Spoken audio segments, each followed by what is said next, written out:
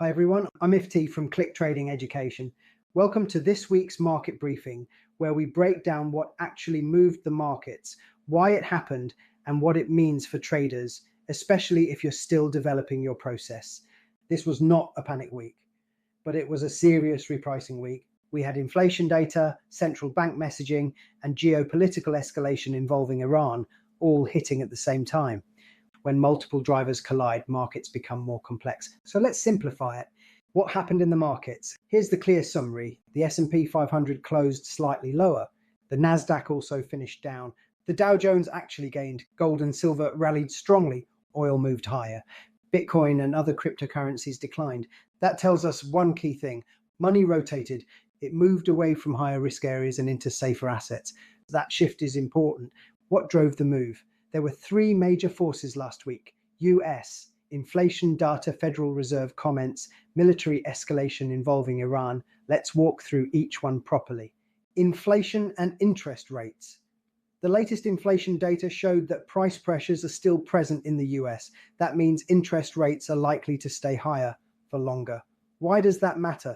Because growth stocks, especially technology companies, are very sensitive to interest rate expectations. If traders believe rate cuts are being delayed, growth stocks tend to struggle. Investors become more cautious. Volatility increases. This is one reason the Nasdaq was weaker. Beginner lesson: don't trade what you hope central banks will do. Trade what the data confirms. Right now, the data does not support aggressive rate cuts, Iran and geopolitical risk. The biggest non-economic story of the week was military escalation involving Iran. The US and Israel carried out strikes. Iran responded. Whenever conflict rises in the Middle East, markets pay attention, especially oil markets.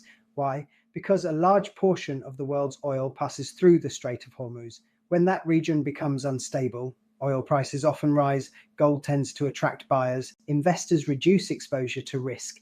That's exactly what happened. Gold rallied, silver surged even more, oil moved higher. This is what we call a geopolitical risk premium. Markets price in uncertainty. Why did the Dow rise? Here's something important for beginners to understand. The Dow Jones rose even though technology stocks struggled.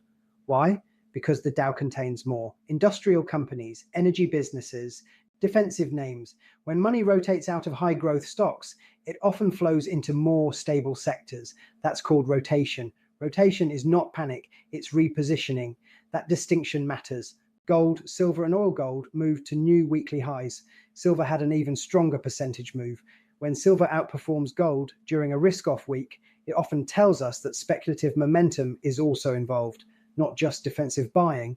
Oil also gained due to supply concerns linked to geopolitical tensions. Lesson here: commodities react quickly to global events. Always understand the bigger picture before entering a trade. Forex markets. The US dollar strengthened early in the week. That's normal during uncertainty. The dollar is still seen as a relatively safe place to park capital. The Japanese yen remained weak, mainly due to interest rate differences between the US and Japan. Interest rate differentials matter more than headlines in currency markets.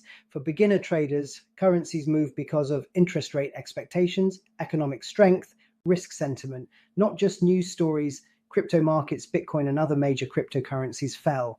Crypto is currently behaving like a high-risk asset.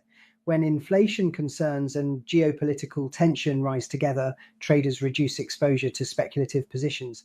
Crypto tends to feel that first. It is not acting like digital gold in this environment. Volatility. Read the warning signs. The VIX, which measures market fear, briefly spiked above 22 before settling lower. That spike tells us something important. Uncertainty increased. When volatility rises, price swings become larger. Stops are more easily triggered. Emotional decisions increase.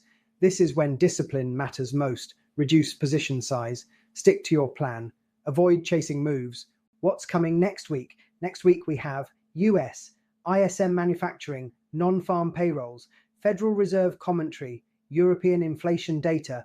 Continued developments in the Middle East markets are still processing both macro data and geopolitical risk. When multiple drivers are active, patience becomes your advantage. What should you focus on? As we teach at CLiK Trading Education, start with context. Wait for structure, control your risk. Trading is not about excitement, It's about consistency. The traders who survive volatile periods are the ones who protect capital first. Risk reminder: trading carries risk. Always define your risk per trade. Use stop losses, have a written plan, accept that losses are part of the process. The goal is long-term consistency, not short-term thrill. I'm Ifty from CLiK Trading Education. This week reminded us that markets are influenced by more than just charts. Inflation, interest rates, global politics, geopolitical risk. As traders, our job isn't to predict what will happen next. Our job is to manage risk, follow structure, and stay disciplined. If you found this weekly summary helpful and you'd like us to continue breaking the markets down in a clear, structured way, please take a moment to like the video, share it with someone who's learning to trade, and subscribe to the channel so you don't miss the next weekly briefing. We release these consistently to help traders stay focused on process over prediction, stay disciplined, stay structured, and trade what you see, not what you feel. See you next week.